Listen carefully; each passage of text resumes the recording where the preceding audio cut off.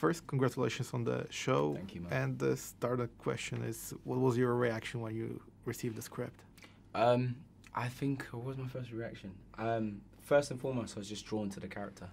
I just feel like it being a young character, sometimes it's very easy for those young characters to be one-dimensional and to not have the layers. And I felt like with Harry and also June, but they had this complexity, and it felt authentic. It felt like a real relationship and a real journey. And also I was able to then place myself in that world and see it. I literally, as I'm reading the scripts, I'm just seeing it all come together. And I feel like it's exciting for any actor when you can just visualize, you know, what you want, what the story is. And I had a great emotionally, you know, I had a sense of what Harry is and who he is. And there was no question like, where are my superpowers? No, I feel like I do have superpowers. I feel like my superpowers was being human and, you know, being, you know, trying to understand and accept what's going on, but also the superpower of what love is. And Harry's love for June is, I think, is special. He has this, you know, commitment to her, and, you know,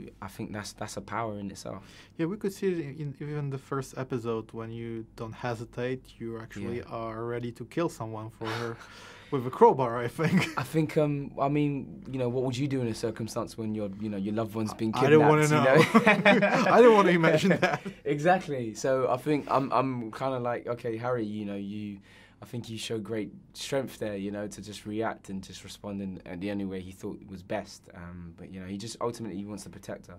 Now you show you're a badass. Well, yeah. I think I did do a little badass, you know, Harry there.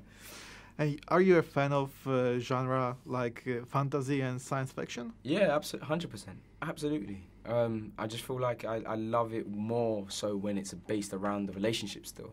Like, even though it's a fantasy, even though it's sci-fi, you know, like when I watch the new superhero films that come out now, I'm still able to connect to those characters because I just feel like even though they're superheroes, there's still vulnerabilities there.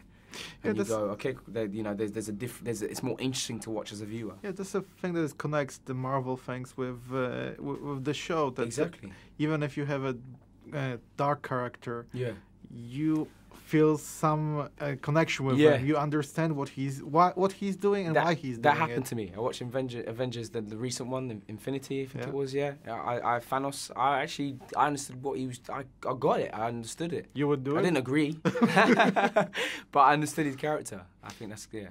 And in this particular show, what do you think about the main bad guy who we don't know his agenda yet? Because I have to tell you, I saw only 4 episodes. That's what Netflix showed us. So I'm not really know what he's capable of and what his agenda is. But that's the good thing about it. I feel like, you know, his agenda's mixed, and I feel like every character has their own agendas, and they're doing things out of love. If anything, Dr. Halverson is doing something where he believes he has the answer to help these women. So, you know, and that's mixed with, you know, that becomes conflicted with his ego in terms of, you know, being this doctor who he feels like he has he's the only person who can help them, you know, and ultimately his wife is Runa in the show, and he wants to help Runa.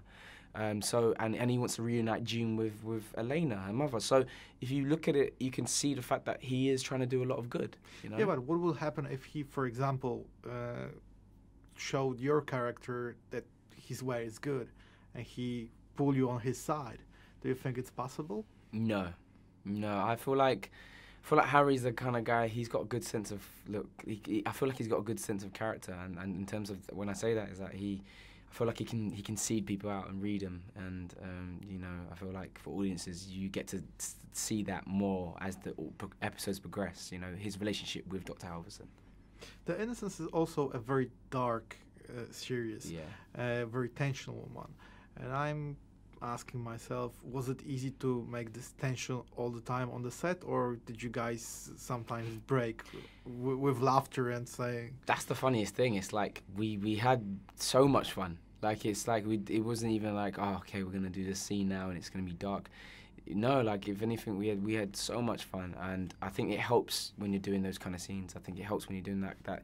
Tonally, the show is like that. But ultimately, you know, when you're playing these characters and you are going through those moments of darkness or whatever it is, and those, you know, different shades, you know, you're so connected to your character's story that you're not really thinking of it to be, say, dark. You know, you're just playing your character truthfully, authentically, and in that journey. And yeah, there are darker moments, but you know, it's because they're going through this roller coaster ride. You know. So you weren't pranking your co-stars? Oh yeah, absolutely. How? Sometimes I don't know. In the makeup chair, we used to just like have like jokes and have a laugh.